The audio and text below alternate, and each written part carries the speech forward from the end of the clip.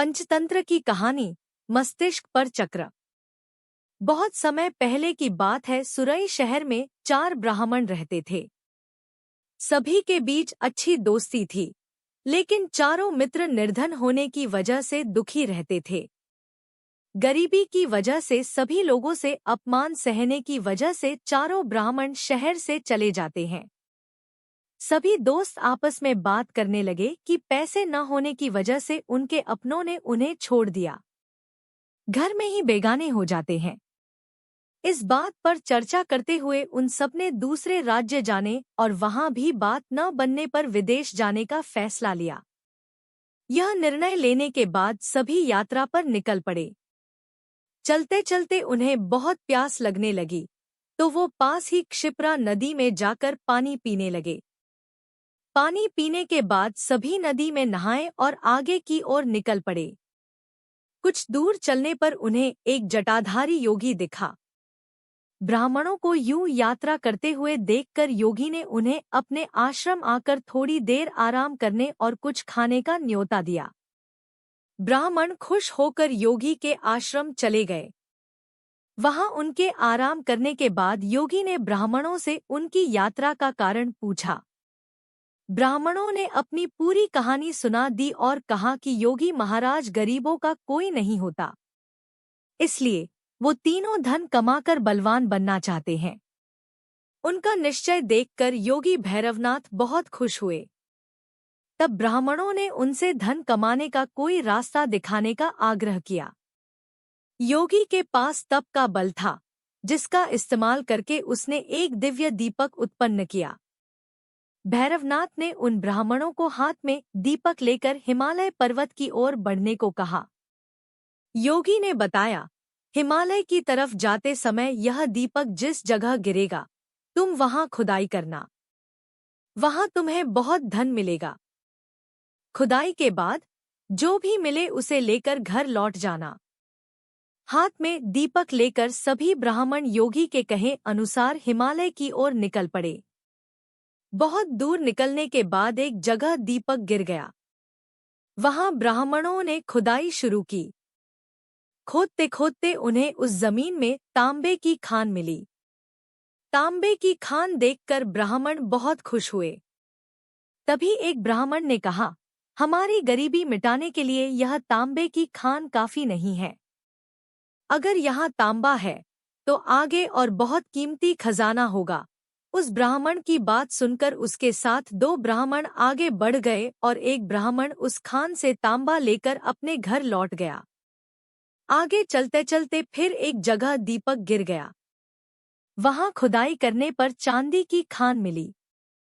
यह खान देखकर तीनों ब्राह्मण खुश हुए। फिर एक ब्राह्मण तेजी से उस खान से चांदी निकालने लगा, लेकिन तभी एक ब्राह्मण ने कहा, आगे और कोई कीमती खान हो सकती है।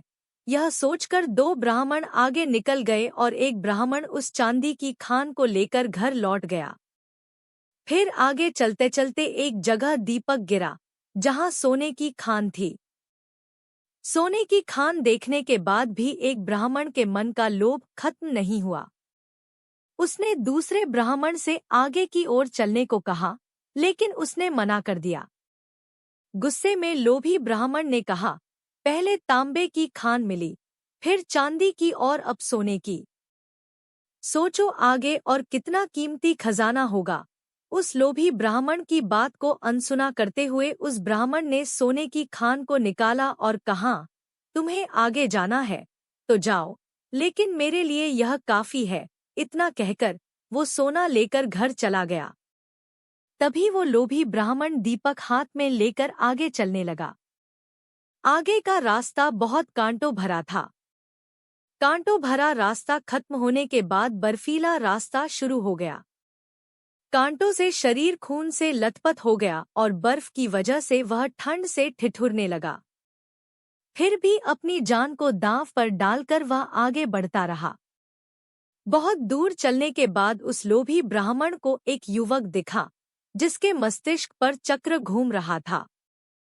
युवक के सिर पर चक्र को घूमता देख उस लोभी ब्राह्मण को बड़ी हैरानी हुई। लोभी ब्राह्मण काफी दूर तक चल चुका था, इसलिए उसे प्यास भी लग रही थी। उसने चक्र वाले व्यक्ति से पूछा, तुम्हारे सिर पर यह चक्र कैसे और क्यों घूम रहा है, और यहाँ पीने के लिए पानी कहाँ मिलेगा? इतना पूछते ही उस व्यक्ति के सिर से चक्र निकल गया और लोभी ब्राह्मण के मस्तिष्क पर चक्र लग गया। हैरानी और दर्द से तड़पते हुए ब्राह्मण ने उससे पूछा, ये चक्र मेरे सिर पर क्यों लगा? अजनबी युवक ने बताया, सालों पहले मैं भी धन के लालच में यहाँ तक पहुँचा था। उस समय किसी और के मस्तिष्क पर यह चक्र घूम रहा था। तुम्हारी तरह ही मैंने भी उनसे सब सवाल किया, तो मेरे सिर पर यह चक्र लग गया। तब उस ब्राह्मण ने पूछा कि अब मुझे कब इससे मुक्ति मिलेगी? इस पर युवक ने कहा, जब तुम्हारी तरह कोई धन के लालच में यहाँ तक पहुँचेगा और चक्र को लेकर सवाल करेगा, तब यह चक्र तुम्हारे सिर से निकलकर उसके मस्तिष्क पर लग जाएगा। फिर ब्राह्मण ने कहा कि ऐसा होने में कितना समय लग सकता है? इस सवाल का जवाब देते हुए युवक ने कहा, मैं राजा राम के काल से यहाँ हूँ, लेकिन मुझे पता नहीं कि अभी कौन सा युग चल रहा है। तुम इसी से अंदाजा लगा सकते हो कि कितना समय लग सकता है। इतना बताकर वो युवक वहां से चला गया और ब्राह्मण मन ही मन बहुत दुख हुआ और चक्र के घूमने से हो रहे दर्द से उसके आंसू निकलने लगे। कहानी से सीख। लालच हमेशा व्यक्ति को कष्ट और मुश्किल में डाल देता है। इसलिए हमें जितना मिलता है उसी में संतोष करना चाहिए और हर अवस्था में रहते हुए खुशी खुशी जीवन जीना चाहिए।